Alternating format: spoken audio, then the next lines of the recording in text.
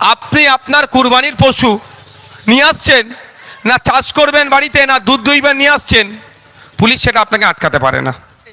কুরবানি কি হবে না হবে, আমি একটা খেলা খেলবো, এখন কিচ্ছু করার নেই, সময় স্বল্প। আইন হয়েছে জবাহ করা যাবে না, বলি দেওয়া যাবে না, মাথায় থাকবে তো এটা। যতক্ষণ আপনি জবাহ বলি করছেন, কারো ক্ষমতা নেই সেটাকে আপনাকে আটকানোর। সকালবেলা উঠে কেউ মন্দিরে যাবে, কেউ মসজিদে যাবে, কেউ কর্মসংস্থানের দিকে এগোবে, তার ব্যাপার। কিন্তু দিনের শেষে যেন তার পেটটা, মেহনত যেটা করছে, যেন যা ইনকাম করছে পেটে যেন ভাতটা আসে, খালি পেটে না ঘুমায়। প্রশ্ন করা দরকার শুভেন্দু বাবুকে, মুখ্যমন্ত্রীকে, যে বলুন তৃণমূলের আমলে যে পঞ্চায়েতের মেম্বার থেকে, প্রধান থেকে, সমিতি থেকে, জেলা পরিষদের যারা আছে, ওদের বিরুদ্ধে কবে কমিশন বসাবেন, চোরগুলোকে কবে জেলের মধ্যে। অনেকে বলছে তিলজলার বুল্লুজান নিয়ে কেন কথা বললো না, যারা তিলজলার বুল্লুজান নিয়ে কথা বললো না বলছে তাদের নেতার নাকে তেল দিয়ে ঘুমোচ্ছে, আর ভাঙর ভোট দিয়ে পাঠিয়েছে, বুল্লুজান আটকেছে, কোর্টের মাধ্যমে স্টে অর্ডার নিয়ে এসেছে। কিন্তু নওশাদকে দেখতে পারেনি, যাকে না দেখতে পারে তার চলন বেকা। এখন আমার পেছনে তারা পড়ে আছে, পড়ে থাকুক। যারা 2026 নির্বাচনে আমাদের ভোট দিতে বারণ করেছে, তারাই আজকে বলছে নওশাদ সিদ্দিকী কথা, তারাই আমার আজকে সমালোচনা করছে। করতে দিন তাদের। এখন তাদের পেমেন্ট আসছে কি বলতে পারবো না, কালীঘাট থেকে আগে পেমেন্ট আসতো, এখন আসছে কি বলতে পারবো না, হয়তো বিনা পেমেন্টই চালাচ্ছে। লোকাল থানা ওটা দেখছে তো, ইমাম সাহেবদেরকে তো বলেছে, তো লোকাল থানা আছে, ইমাম সাহেবদেরকে বলেছে, সব দেখেছে তোরা। দেখুন এখন সময় স্বল্প, আমি একটা ভ্যাকেশন আসবে, এই ভ্যাকেশন মানে ওদের একটা ছুটি পড়বে কোর্টের ছুটির পরে আমি একটা খেলা খেলবো, এটুকু বলে যাচ্ছি। এই নিয়ে এত এত টেনশন, তো এই টেনশন তো এই সামনে কুরবানি কি হবে না হবে, আমি একটা খেলা খেলবো, এখন কিচ্ছু করার নেই, সময় স্বল্প।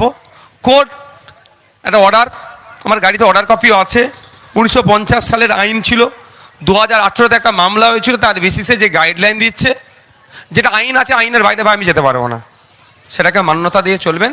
তবে একটা কথা আমি জোর গলায় বলে যেতে পারি, আপনি আপনার কুরবানির পশু নিয়ে আসছেন, না চাষ করবেন বাড়িতে, না দুধ দইবেন নিয়ে আসছেন, পুলিশ সেটা আপনাকে আটকাতে পারে না। আইন হয়েছে জবাহ করা যাবে না, বলি দেওয়া যাবে না, মাথায় থাকবে তো এটা।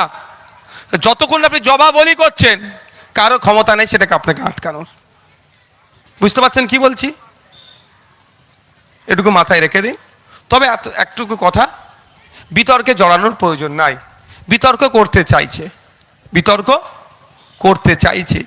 এখন প্রশ্ন করা দরকার শুভেন্দু বাবুকে, মুখ্যমন্ত্রীকে, যে বলুন তৃণমূলের আমলে যে পঞ্চায়েতের মেম্বার থেকে, প্রধান থেকে, সমিতি থেকে, জেলা পরিষদের যারা আছে, ওদের বিরুদ্ধে কবে কমিশন বসাবেন, চোরগুলোকে কবে জেলের মধ্যে ঢুকাবেন।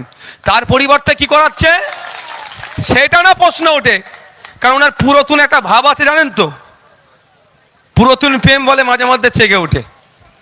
পুরাতন প্রেম নয়, 2020 সাল পর্যন্ত প্রেম করেছে, মানে একসাথে ছিল, এখন ডিটাচ হয়েছে, তো পুরাতন প্রেমকে ভুলতে পারছে না, ওই জন্য তো দুর্নীতিগ্রস্তগুলোকে জেলে ঢুকানোর দরকার। তার পরিবর্তে এখন এই নিয়ে আপনাকে মজিয়ে রাখতে চাইছে।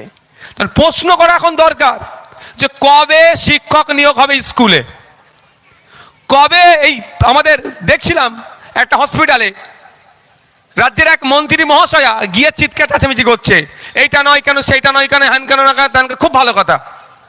কিন্তু সুইপার যারা, পরিষ্কার যারা করবে, প্রায় 40% শূন্য পদ আছে। পরিষ্কার করার লোক লাগবে তো, তবেই তো পরিষ্কার হবে। এই যে আমি এখানে এসে বক্তব্য দিচ্ছি, এটা যদি না আমার লোক থাকতো তৈরি করার, তাহলে এইগুলো থাকতো কি, মাইক থাকতো, তাহলে আমাকে সে এমনি খালি মুখে বলতে হতো। তো সুইপারই তো পরিষ্কার করবে, 40% এখন সুইপার শূন্য পদ আছে। তাহলে ওনার উচিত ছিল হসপিটালে গিয়ে ওই ডায়লগ বিনিময়ের সাথে সাথে ঘোষণা করে দেওয়া যে আগামী 3 মাসের মধ্যে যত শূন্য পদে সব পূরণ হয়ে যাবে। এই প্রশ্নটা করার সুযোগ দিচ্ছে না, আপনাকে এখানে মজিয়ে রেখে দিয়েছে। প্রশ্ন করতে হবে ফেক ST/SC সার্টিফিকেট কবে বাতিল করবেন, প্রকৃত যারা এসসি দলিত হিন্দু যারা, তাদেরকে বাদ দিয়ে নকল দলিত হিন্দু সেজে প্রকৃত দলিতদের অধিকার কেড়ে নিচ্ছে, চাকরিতে, উচ্চশিক্ষায়, সংরক্ষণে। প্রশ্ন করা তো দরকার এখন, সেটা তো বলা দরকার, ওনার ঘোষণা দেওয়া সব বাতিল, নতুন করে হবে, কিন্তু সেটা খুঁজে পাওয়া যাচ্ছে না। তো আমাদেরকে ভুললে চলবে না, রুজি রুটির লড়াই আমাদের বাঁচাতে হবে।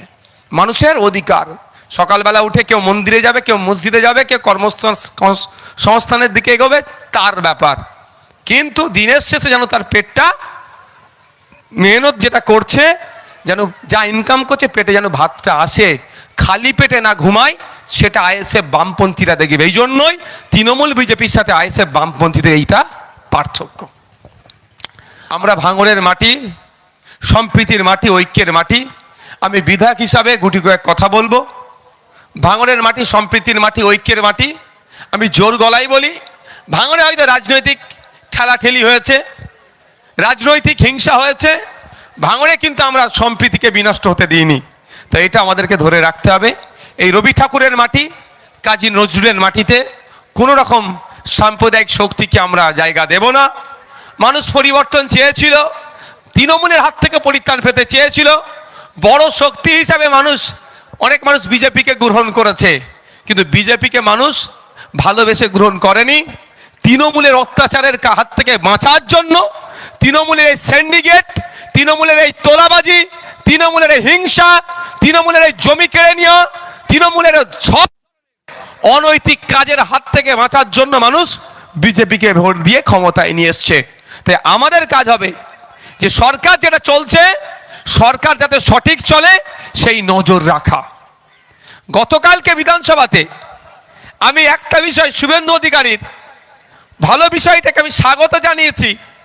তৃণমূলে তো বাটপারের দল, চোরের দল, ওদের সহ্য হয়নি। কি আমি স্বাগত জানিয়েছি, বিধানসভার মধ্যে বিধায়করা কি বলছে না বলছে এতদিন জানা যেত না, ডাইরেক্ট জানতে পারতেন না।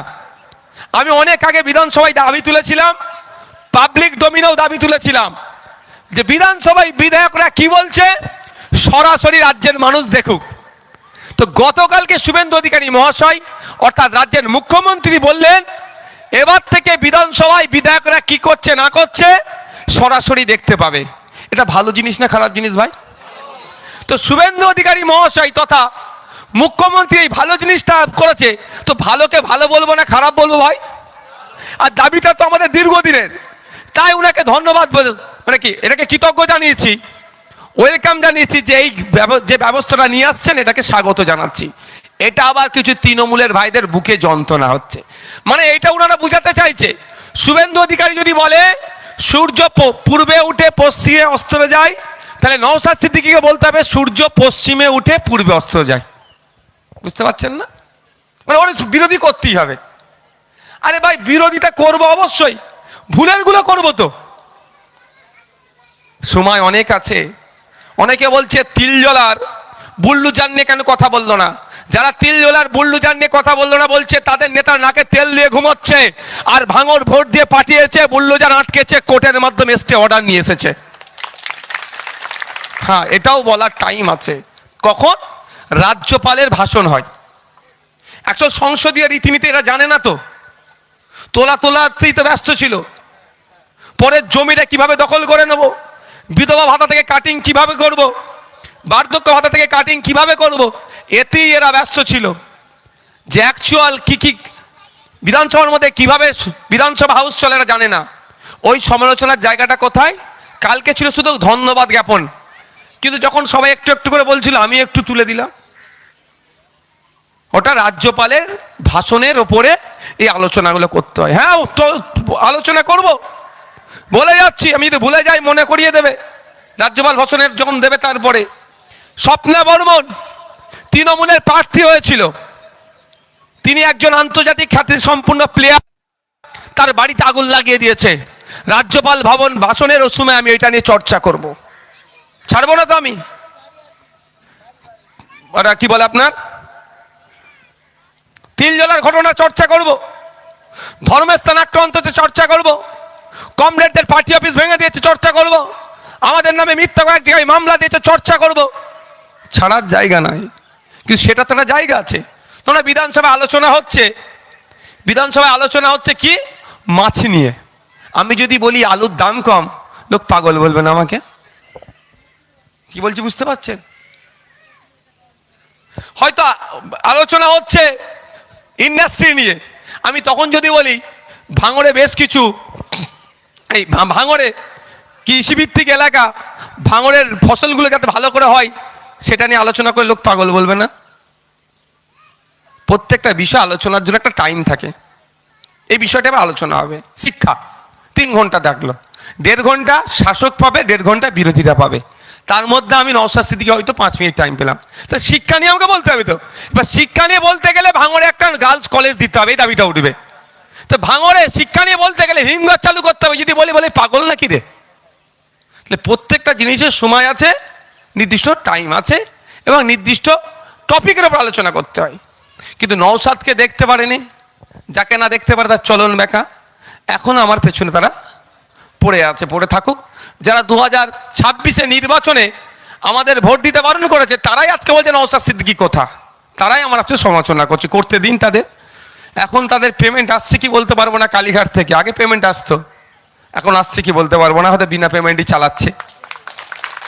তারপরেও বলছি সমালোচনাকে আমি গ্রহণ করি, সমালোচনা করা ভালো, সমালোচনা করলে আমার ভুলগুলো আমি শুধরে নিতে পারবো।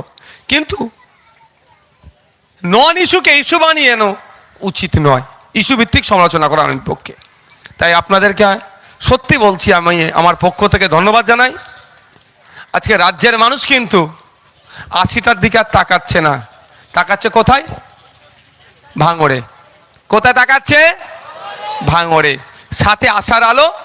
আগে আমাকে ইনকিলাব জিন্দাবাদ একাই বলতে হতো, এবার আমি যদি ইনকিলাব বলি রানাদা বলবে জিন্দাবাদ, বা রানাদা বলবে, মোস্তাফিজুদ্দা বলবে ইনকিলাব, আমি কি বলবো? জিন্দাবাদ। মানে আমার সাথে গলা মিলানোর একটা লোক পাওয়া গেছে আমাদের জোটের। আরো অন্যরা এসছে, জোটের বাইরে এসেছে, কিন্তু আমরা আমার জোট নিয়ে ভাববো তো নাকি? লড়াই যখন কাঁধে কাঁধ মিলে একসাথে করেছি, সেই সময় আমার পাশে যারা ছিল না, এখন অত তাদের ভেবে লাভ নেই। তখন আমি আর বামপন্থীরা ছিলাম, বামপন্থীদের পক্ষ থেকে একজন এসছে, আমি আইএসএফের পক্ষ থেকে গিয়েছি। তাই বন্ধুগণ, আপনারা নিশ্চিন্তে থাকবেন। আরো সহজ হবে যে আপনাদের বিধায়ক বিধানসভার মধ্যে গিয়ে ঘুমায় না হাসতে হাসতে ছুরি চালায়, আপনারা বুঝতে পারবেন।